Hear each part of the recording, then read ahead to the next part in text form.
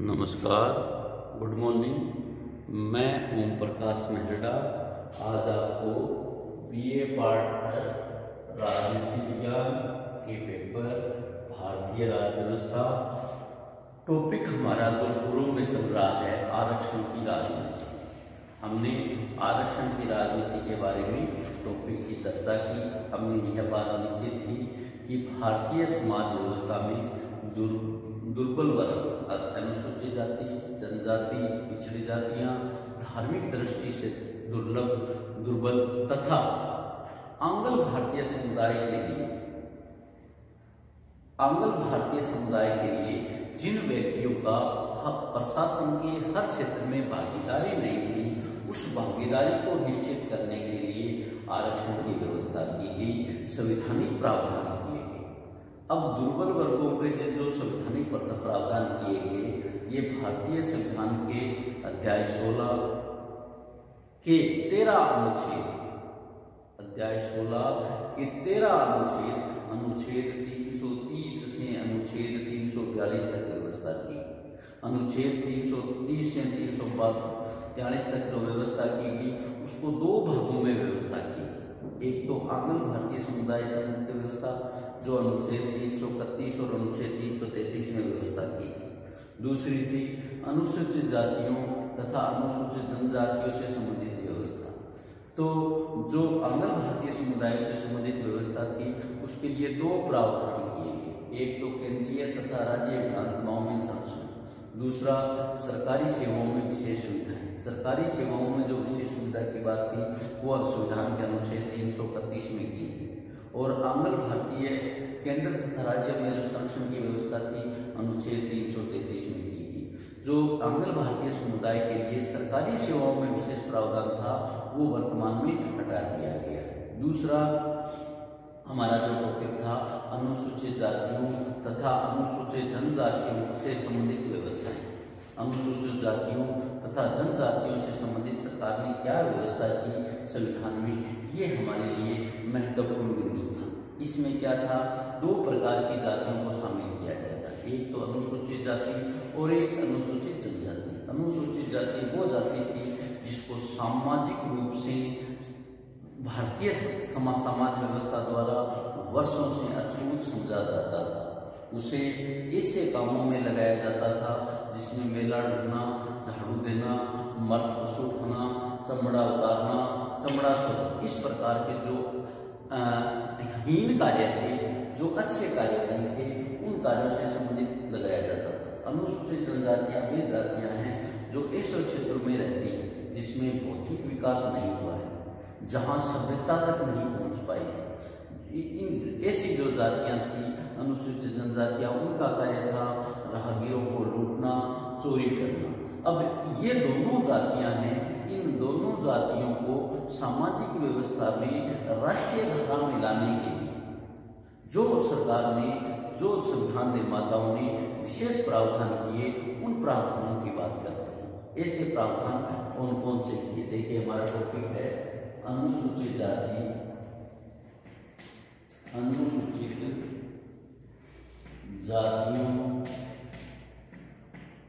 तथा अनुसूचित जातियों तथा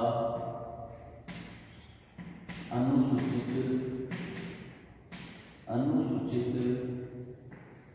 जनजातियों, अनुसूचित जनजातियों से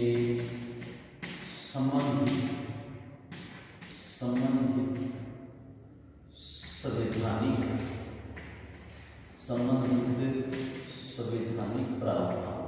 भारतीय संविधान द्वारा ऐसी जातियों के लिए कौन कौन से संवैधानिक प्रावधान किए, कौन कौन से संवैधानिक प्रावधान किए जिससे इन जातियों का उत्थान हो सके। नंबर 1 था प्रतिनिधित्व के संबंध में विशेष प्रावधान। नंबर 1 है प्रतिनिधित्व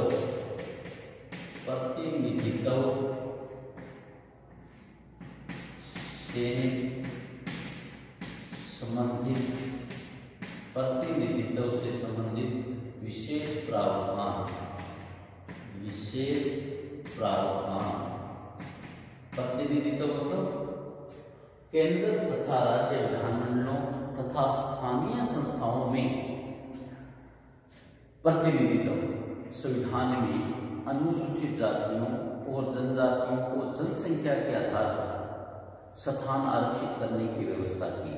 इन जातियों के व्यक्ति सुरक्षित स्थानों के अतिरिक्त अन्य निर्वाचन क्षेत्रों से भी चुनाव लड़ सकते हैं। वर्तमान में लोकसभा के कुल निर्वाचित स्थान 543 है। 543 में से अनुसूचित जातियों की संख्या 84 है तथा अनुसूचित जनजातियों के लिए 47 स्थान आरक्षित किए गए हैं। जो देश आजादी के समय 489 स्थान थे, 70 अनुसूचित जातियों के लिए थे और 27 अनुसूचित जनजातियों के लिए थे। विधानमंडलों में भी ये तो था केंद्रीय संसद, विधानमंडलों में भी इन जातियों के लिए राज्य मंत्रिमंडल में सदैव प्रतिनिधित्व रहा है। ये जो व्यवस्था थी शुरू में 10 वर्ष तक के लिए थी, फिर 10 वर्ष बढ़ाते हुए वर्तमान में 2020 तक है। नंबर 2, सेवाओं तथा शिक्षण संस्थाओं में प्रवेश के लिए विशेष संरक्षण। सेवाओं तथा शिक्षण संस्थाओं, सेवाओं तथा शिक्षण संस्थाओं में प्रवेश के लिए विशेष संरक्षण। सेवाओं तथा शिक्षण संस्थाओं में प्रवेश के लिए विशेष संरक्षण। अनुच्छेद 335 के अंतर्गत अनुसूचित जातियों तथा जनजातियों को केंद्र सरकार, राज्य सरकारों की प्रशासनिक सेवाओं में प्रशासनिक कुशलता के अनुकूल स्थान आरक्षित करने की व्यवस्था की गई है। संविधान आरक्षित स्थानों के प्रतिशत तथा समय सीमा निर्धारित नहीं करता। इन्हें प्रशासन द्वारा नियमों के अंतर्गत निर्धारित करने की व्यवस्था की गई है। इन जातियों को शासकीय सेवाओं में प्रतिनिधित्व देने के जो रियायतें प्रदान की गई हैं, उनमें मुख्य जो रियायतें हैं, आयु सीमाओं में छूट, योग्यता स्तर में छूट, कार्य कुशलता का निरंतर सत्र पूरा करने पर चयन, नीचे की श्रेणियों में उनकी नियुक्ति और पदोन्नति का विशेष प्रावधान।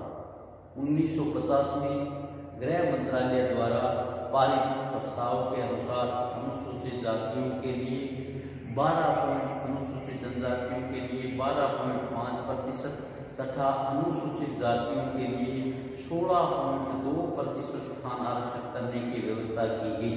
बाद में यह व्यवस्था की गई कि अनुसूचित जातियों तथा जनजातियों के लिए ये स्थान जो है अनुसूचित जातियों के लिए 15% तथा अनुसूचित जनजातियों के लिए 7.5% स्थान आरक्षित किए जाएंगे। नंबर 3, अनुसूचित जातियों तथा जनजातियों के लिए राष्ट्रीय आयोग। अनुसूचित जातियों तथा जनजातियों के लिए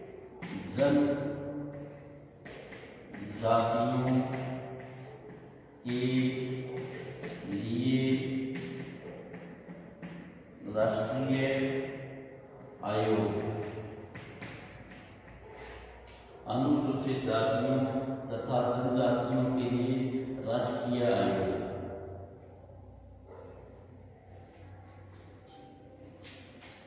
इन जातियों के हितों की रक्षा हेतु उससे संबंधित विषयों की जांच करने के लिए संविधान के अनुच्छेद 338 में एक विशेष पदाधिकारी की व्यवस्था की गई है।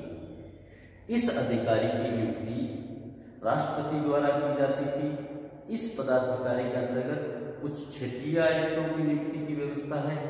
इस व्यवस्था को अधिक प्रभावी बनाने की आवश्यकता अनुभव की जा रही है। अतः 66वें संविधान संशोधन 1999 द्वारा अनुसूचित जातियों और जनजातियों के लिए राष्ट्रीय आयोग की स्थापना करके उसे संवैधानिक दर्जा प्रदान किया गया। अनुसूचित जातियों और जनजातियों के हितों की रक्षा तथा उन पर होने वाले अत्याचार को रोकने के लिए इस आयोग को सभी आवश्यक कदम उठाने का अधिकार होगा। आशा की जाती है कि इस प्रकार के आयोग के आधार पर अनुसूचित जातियों और जनजातियों के हितों की रक्षा अधिक अच्छे से की जा सकेगी। नंबर 4, जांच आयोग की नियुक्ति।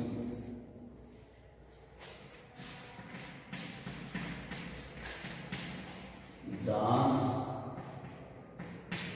आयोग की नियुक्ति।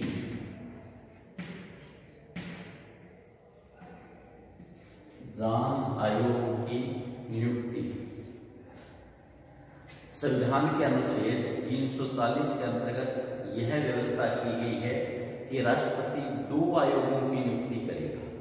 प्रथम कार्य अनुसूचित क्षेत्रों के प्रशासन तथा अनुसूचित जातियों के कल्याण संबंधी कार्यों की जांच करना। दूसरा, पिछड़ी जातियों का शैक्षणिक तथा सामाजिक स्थिति की जांच करना। इसके अतिरिक्त आयोग उनकी उन्नति के उपायों और संघ तथा राज्य सरकारों का ध्यान आकर्षित करने तथा उनके लिए आवश्यक अनुदान देने की सिफारिश करेगा। संविधान के द्वारा केंद्रीय सरकार का यह अधिकार प्रदान किया गया है कि वह प्रथम आयोग की सिफारिश पर अमल करने के लिए राज्य सरकारों को निर्देश दे। दूसरे आयोग की सिफारिशों को अपनाने के लिए केंद्रीय सरकार राज्य सरकारों को सलाह तो दे सकती है, परंतु निर्देश नहीं दे सकती। उनका पालन करना राज्यों की इच्छा तथा साधनों पर निर्भर करता है।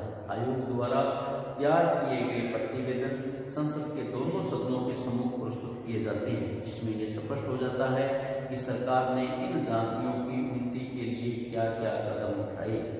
नंबर 5, विशेष प्रबंध। विशेष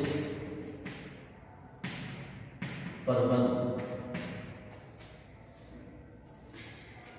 अनुसूचित जातियों और जनजातियों के उपयुक्त विशेष प्रबंध संविधान के भाग 16 में किए गए। इसके अतिरिक्त इसी उद्देश्य में कुछ प्रावधान संविधान के विभिन्न भागों में देखे जा सकते हैं। संविधान के अनुच्छेद 275 के अनुसार अनुसूचित जातियों के विकास के उद्देश्य से बनाई गई योजना के लिए राज्य सरकारों को विशेष अनुदान देने की व्यवस्था की गई है। अनुसूचित जातियां तथा जनजातियों के विद्यार्थियों को छात्रवृत्ति दिए जाने, निःशुल्क शिक्षा देने तथा प्राविधिक तथा व्यावसायिक शिक्षा संस्थानों में सुरक्षित रखने के प्रावधान किए गए हैं। नंबर 5 है विशेष उपबंध।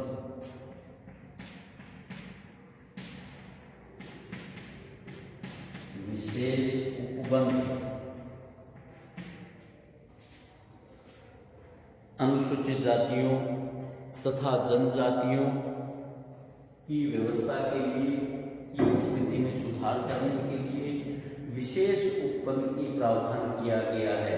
अलग अलग राज्यों में, बिहार में, मध्य प्रदेश में, उड़ीसा में जनजातियों के कल्याण के लिए एक अलग से मंत्री होगा, जिसे अनुसूचित जाति तथा पिछड़ी जाति के कल्याण के लिए उत्तरदायी बनाया जाएगा। इस समय अनेक राज्यों में इस प्रकार के मंत्रालयों की व्यवस्था की गई है। संविधान के अनुच्छेद 17 द्वारा छुआछूत को समाप्त कर दिया गया है। किसी भी प्रकार की छुआछूत का व्यवहार करना एक दंडनीय अपराध घोषित किया गया है। अनुच्छेद 15 में समानता के अधिकार की व्यवस्था की गई है। इसके अनुसार राज्य में किसी व्यक्ति के विरुद्ध केवल धर्म, मूलवंश, जाति, लिंग, जन्म स्थान अथवा उनमें किसी भी आधार पर भेदभाव नहीं करेगा। इसमें से किसी भी आधार पर कोई नागरिक दुकानों, सार्वजनिक स्थानों, भोजनालयों, होटलों, सार्वजनिक मनोरंजन स्थानों के प्रवेश से नहीं रोका जा सकेगा। पूर्ण तथा आंशिक रूप से राज्य निधि द्वारा पोषित तथा साधारण जनता के लिए बनाए गए कुओं, घाटों, स्नान घाटों, सड़कों, सार्वजनिक समागम के स्थानों के उपयोग से वंचित नहीं किया जा सकेगा। अनुच्छेद 19(5) के अनुसार अनुसूचित जनजातियों के हितों की रक्षा के लिए स्वतंत्रता के अधिकार को परिसीमित किया जा सकता है। अनुसूचित जनजातियां एक पृथक समुदाय है जिसकी अपनी सांस्कृतिक एवं संपत्ति संबंधी परंपराएं हैं। ये सीधे साधे लोग काफी पिछड़े हुए हैं। इनकी संस्कृति तथा पिछड़ेपन का कारण उन्हें पृथक रखना चाहे युक्ति संगत नहीं है, तथापि इनके हितों की सुरक्षा के लिए जो व्यवस्था की गई है वह न्यायोचित सी जान पड़ती है। इन सुरक्षाओं के अभाव में समाज में अधिक चतुर लोग इन जनजातियों के व्यक्तियों में बहुत सरल होते हैं, मूर्ख बनाकर उनका शोषण करते हैं। इसलिए ऐसे अनेक उपबंधों का प्रावधान किया गया है जिससे इन व्यक्तियों को केवल विशेष परिस्थितियों में ही अपनी संपत्ति हस्तांतरण करने का अधिकार हुआ। इन लोगों की सुरक्षा एवं लाभ के लिए साधारण नागरिकों द्वारा इनको क्षेत्रों में बसने तथा संपत्ति खरीदने पर प्रतिबंध बनाए गए हैं। नेक्स्ट हमारा जो मुख्य बिंदु है, ये जो प्रावधान किए गए, इनके प्रावधान में क्या समस्याएं आई उसका देखते हैं। आरक्षण नीति की राजनीति। आरक्षण नीति की राजनीति। आरक्षण नीति की राजनीति। सामाजिक न्याय भारतीय संविधान का लक्ष्य एवं आदर्श है और इसको नीति निर्देशक तत्वों में शामिल किया गया है। संविधान में दुर्बल वर्गों SC ST के लिए विशेष प्रावधान सामाजिक न्याय को प्राप्त करने के लिए अपनाए गए। अतः होना तो यह चाहिए था कि आरक्षण नीति राजनीति से मुक्त हो, लेकिन राजनीतिक यथार्थ सदैव ही राजनीतिक आदर्शों से मेल नहीं खाता। तथ्य यह है आरक्षण नीति की अपनी एक राजनीति है जिसका अध्ययन हम दो रूपों में कर सकते हैं। प्रथम ये अध्ययन रहेगा अनुसूचित जनजातियों और जनजातियों के आरक्षण के प्रसंग में। दूसरा हमारा अध्ययन ये रहेगा पिछड़ी हुई जातियों के आरक्षण के प्रसंग में। हमारा दो अध्ययन रहेगा। एक रहेगा अनुसूचित जाति तथा अनुसूचित जाति तथा अनुसूचित जनजाति। अनुसूचित जाति तथा अनुसूचित जनजाति के लिए आरक्षण के प्रसंग के लिए आरक्षण के प्रसंग। दूसरा हमारा अध्ययन ये रहेगा अन्य पिछड़ा वर्ग पिछड़ी हुई जातियों के आरक्षण के संबंध में। पिछड़ी हुई जातियों के आरक्षण के संबंध में। आरक्षण की राजनीति की बात करते हैं तो आरक्षण की राजनीति की बात को हम दो संदर्भों में अध्ययन करेंगे। अनुसूचित जातियों तथा अनुसूचित जनजातियों के आरक्षण के संबंध में और पिछड़ी जातियों के आरक्षण के संबंध में। हम प्रथम बिंदु पर आते हैं।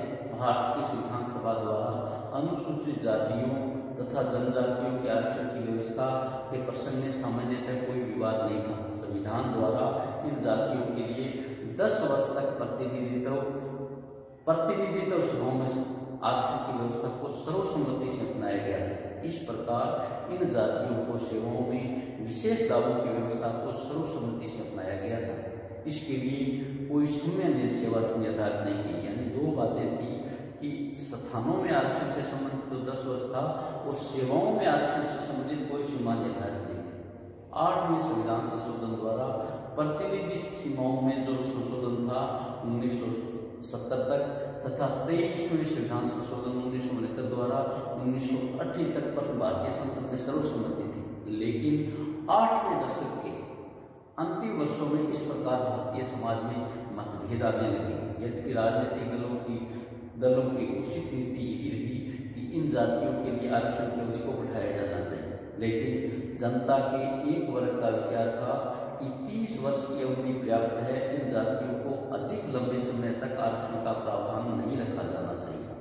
45वें संविधान संशोधन द्वारा जो प्रतिनिधित्व आरक्षण था 1990 तक बढ़ा दिया तब संवैधानिक संशोधन के विरोध आंदोलन की स्थिति खड़ी हुई, लेकिन कोई भी राजनीतिक दल आरक्षण के विरोध में नेतृत्व करने को तैयार नहीं था। राजनीतिक दलों द्वारा इस प्रकार की स्थिति को अपनाए जाने का एक बड़ा कारण वोट बैंक था।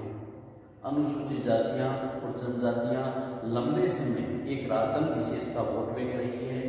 अन्य राजनीतिक दल भी उस दल विशेष को अपने वोटों में दरार डालने के लिए, एक वर्ग का समर्थन पाने के लिए प्रयत्नशील रहे हैं। ये सभी राजनीतिक दल ऐसा सोचते हैं कि अगर आरक्षण की व्यवस्था का विरोध किया गया तो ये जातियां उन्मुख हो जाएगी। 1980 के बाद आरक्षण विरोधी आंदोलन की जो स्थिति खड़ी हुई वो शीघ्र ही समाप्त हो गई। अनुसूचित जनजातियों के आरक्षण का विरोध 1990 में तब हुआ जब इसकी समय सीमा 2000 तक बढ़ाई गई, लेकिन राजनीतिक अभिजन सामाजिक जीवन के विभिन्न वर्गों द्वारा इस विचार को स्वीकार किया गया, क्योंकि बहुत सारे विभाग, बहुत सारे डिपार्टमेंट ऐसे हैं जहां इन लोगों को प्रतिनिधित्व नहीं मिलता। अनुसूचित जातियों जनजातियों के लिए संविधान लागू होने से 50 वर्ष तक की आरक्षण रहा, जो न्यायोचित समझा जाता था। इस प्रकार दिसंबर 1999 में उसे 10 वर्ष तक कर दिया, फिर उनको 2020 तक कर दिया, फिर उनको 2030 तक कर दिया। इस प्रकार ये जो आरक्षण व्यवस्था चली आ रही है, ये आरक्षण व्यवस्था अब समूची व्यवस्था तथा आरक्षण व्यवस्था के परिणाम में विचार की आवश्यकता है। तथ्य यह है कि अनुसूचित जातियों तथा जनजातियों के छोटे वर्ग में आरक्षण का समस्त लाभ प्राप्त कर दिया और वे आज दलितों के बीच नए ब्राह्मण बन गए। अनुसूचित जातियों में जाटव, राजस्थान के अनुसूचित जनजातियों में मीणा की स्थिति ही है। ये नितांत अनुचित स्थिति है। आरक्षण की व्यवस्था का लाभ सामाजिक न्याय तथा समाजवादी समाज की स्थापना का वास्तविक रूप से प्राप्त किया जा सके।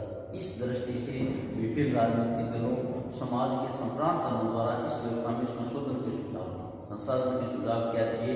नंबर 1 था, एक परिवार में केवल एक पीढ़ी को आरक्षण का लाभ मिलना चाहिए। दूसरा था, ऐसी व्यवस्था की जानी चाहिए कि एक परिवार में केवल एक ही व्यक्ति आरक्षण की सुविधा उठा सके। तीसरा ये था कि एक निश्चित समय सीमा से अधिक आय प्राप्त करने वाले अनुसूचित जातियों तथा अनुसूचित जनजातियों को इस सुविधा का लाभ नहीं मिलना चाहिए। चौथा है कि आरक्षण की सुविधा सेवाओं में केवल प्रवेश के संबंध में ही होनी चाहिए, पदोन्नति के संबंध में नहीं होनी चाहिए। ये स्थिति थी हमारी अनुसूचित जातियों तथा अनुसूचित जनजातियों के संबंध में आरक्षण की नीति। थैंक यू, धन्यवाद। आगे वाला जो टॉपिक है ये हम कल करेंगे, कल तक आप पढ़ते रहे। हमने जो टॉपिक किया आरक्षण की राजनीति, आरक्षण की राजनीति में 2 प्रावधानों की बात की हमने। एक की आंग्ल भारतीय समुदाय से संबंधित विशेष प्रावधान और दूसरी हमने व्यवस्था की अनुसूचित जातियों जनजातियों से संबंधित विशेष प्रावधान। एक प्रावधान का हमने कल अध्ययन कर लिया था और दूसरे प्रावधान का आज हमने अध्ययन किया। उसमें प्रावधान से प्रावधान कौन से किए गए थे? प्रतिनिधित्व संबंधित प्रावधान किए थे। सेवाओं में शिक्षण संस्थाओं में प्रवेश संबंधी संरक्षण किया गया था। अनुसूचित जाति और जनजाति के लिए राष्ट्रीय आयोग की व्यवस्था की गई थी। जांच आयोग की नियुक्ति की गई थी। विशेष प्रबंध किए गए थे और विशेष उपबंध किए गए थे। थैंक यू, धन्यवाद। आप लोग पढ़ते रहे। अब जल्दी ही महाविद्यालय में ऑफलाइन क्लासेस शुरू हो जाएगी, इसलिए सभी विद्यार्थी कोविड-19 के नियमों का पालन करते हुए अपनी पूर्ण यूनिफॉर्म तथा गार्जियंस का संरक्षण प्रमाण पत्र प्राप्त करके ही महाविद्यालय में उपस्थित हुए। जब महाविद्यालय द्वारा आपको ऐसा मैसेज प्राप्त हो जाए कि महाविद्यालय में आपकी उपस्थिति रहेगी, ऑफलाइन क्लासें शुरू है। थैंक यू, धन्यवाद।